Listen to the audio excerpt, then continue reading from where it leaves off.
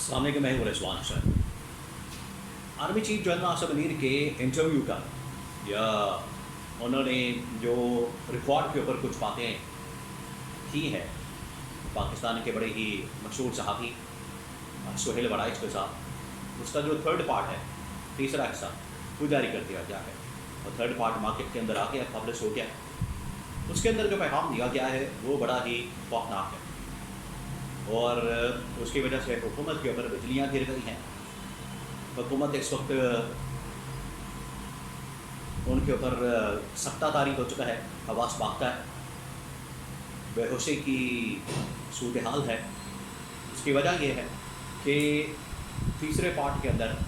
یا تیسرے آرٹیکل کے اندر یا تیسرے کالم کے اندر جو پیغام دیا گیا وہ سارا کا سارا پیغام اس حکومت کے لیے ہے، وہ اب عمران خان کے لیے نہیں ہے۔ اس سے پہلے جو دو کالم پبلش ہوئے army chief general Asif Munir کی باتوں کے، اس کے اندر تو عمران خان کو پیغام دیا گیا، عمران خان کو جمہوریت کے حوالے سے، تاریخ کے حوالے سے، موجودہ صورتحال کے حوالے سے۔ لیکن یہ جو تھرڈ پارٹ ہے اس کے اندر گورنمنٹ کا پیغام دیا گیا۔ وہ کیا پیغام دیا گیا اس کے حوالے سے بڑی اہم ترین معلومات میرے پاس موجود ہے، وہ آپ کے ساتھ میں شیئر کرتا ہوں۔ گورنمنٹ کے اندر اس وقت کیا سوچ پائی جاتی ہے اس کالم کے بعد، آرٹیکل کے بعد، انٹرویو کے بعد یا ریکارڈ کے اوپر یہ جو تمام باتیں کی گئی ہیں، گورنمنٹ کے اندر کیا سوچ پائی جاتی ہے؟ یہ سب سے اہم ترین معاملہ ہے، کیونکہ اس وقت طاقت کے ایوانوں میں گورنمنٹ کے اندر، حکومت کے ایوانوں کے اندر صرف ایک ہی ڈسکشن ہو رہی ہے۔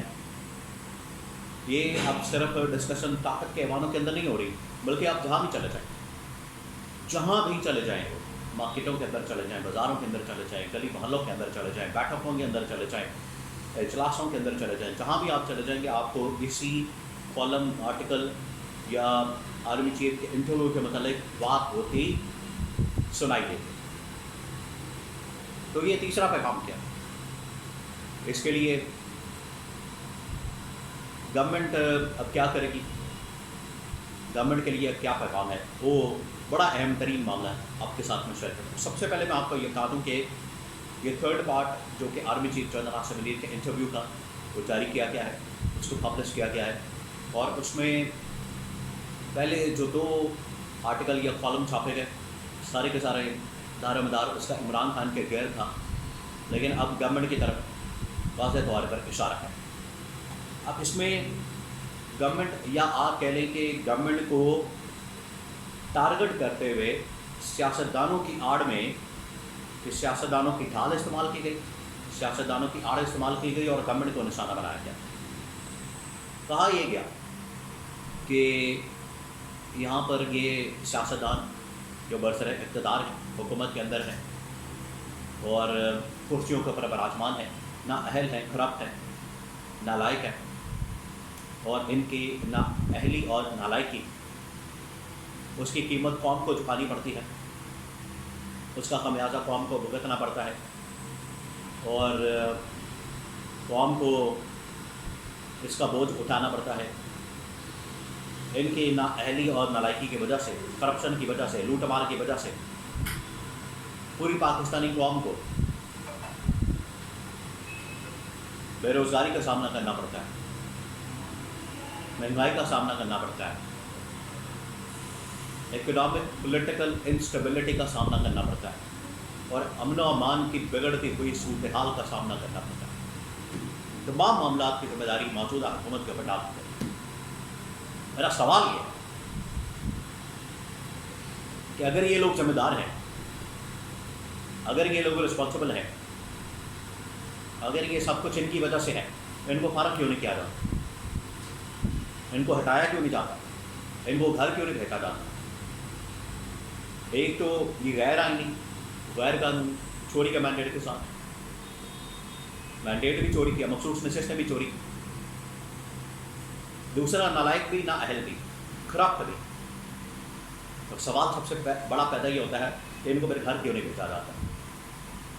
یہ اصل میں فرسٹ پیغام دے دیا گیا ہے ان کو کہ آپ گھر جانے کی تیاری کریں۔ آپ کی کرپشن، آپ کی لوٹ مار، آپ کی نااہلی، آپ کی نالائقی، تو حکومت نالائق اور نااہل ترین ثابت ہوئی ہے، اور پاکستان کے لیے، پاکستانی قوم کے لیے، اکانومی کے لیے، معیشت کے لیے، سیاست کے لیے، معاشرت کے لیے اور سفارتی سطح پر پاکستان کے امیج کے لیے بدترین حکومت ثابت ہوئی ہے۔ یہ ان کو پیغام دے دیا گیا ہے، ان کو بتا دیا گیا ہے اور یہ ان کے نالج میں لایا گیا ہے۔ اب یہ ریفارم کے اوپر بات، میں آپ کو بڑا عرصہ پہلے یہ بات کر رہا تھا، بہت عرصہ پہلے یہ بات بتا رہا تھا، 6 مہینے سے آپ کو یہ بات بتا رہا ہوں کہ گورنمنٹ کی نالائکی کے متعلق، نااہلی کے متعلق، ان کی کرپشن کے متعلق، ان کی لوٹ مار کے متعلق بار بار ان کو پیغام دیا جا رہا ہے کہ انسان کے بچے بن جائیں، بندے کے پتر بن جائیں، اپنا قبلہ درست کریں، اپنی پرفارمنس کے اوپر توجہ دیں، کام کر کے دکھائیں،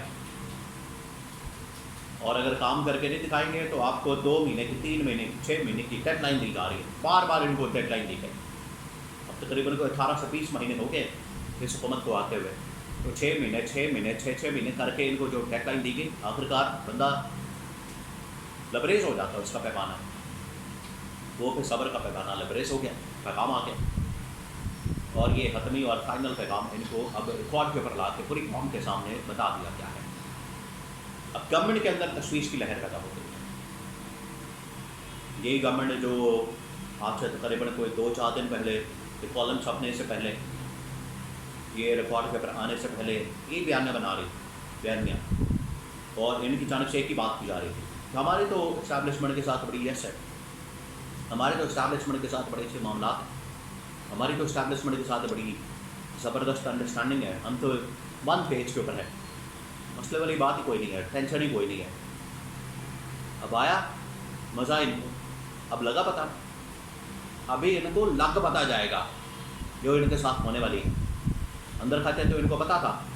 کہ ہمارے ساتھ کیا ہو رہی ہے، ہمیں کیا پیغام دیا جا رہا ہے، ہمیں کس طرح سے ربر اسٹیمپ کے طور پر استعمال کیا جا رہا ہے۔ اب ان کو پتہ لگ گیا، اب پوری قوم کے نالج میں آ گیا، پوری قوم کو بتا دیا گیا ہے کہ یہ اصل میں ذمہ دار ہیں، رسپانسبل ہیں پاکستان کے اندر تباہی اور بربادی کے، جس کی وجہ سے ان کے اندر تشویش کی لہر پیدا ہو۔ تشویش تو اس طرح سے کر رہے ہیں جس طرح سے تشویش کے ساتھ اندر کھاتے یہ باتیں کر رہے ہیں کہ جس طرح سے بڑی آئینی، قانونی اور عوامی حکومت ہے، آپ انہی کے مرہون منت ہیں، انہی کے قدموں پر چاٹ کر آئے تھے، انہی کے کندھوں پر چڑھ کر آئے تھے، وہی آپ کو گھر بھیجیں گے، تو زیادہ اترانے کی ضرورت نہیں ہے۔ اور یہ سازشیں کرنا، منصوبے بنانا، منصوبہ بندی کرنا، یہ اب کیا جا رہا ہے ان کی جانب سے، تو اس کا جواب دیا جائے۔ اب آپ جواب نہیں دے سکتے، اب آپ گھر جائیں، یہ ان کو پیغام مل گیا ہے، ان کو پیغام پہنچا دیا گیا ہے۔ اب عمران خان کو پیغام نہیں دیا گیا، اس تیسرے آرٹیکل کے اندر، کالم کے اندر پیغام دیا گیا گورنمنٹ کو، ان کی نااہلی، نالائکی اور ان کی کرپشن پوری دنیا کے سامنے بے نقاب کر دی۔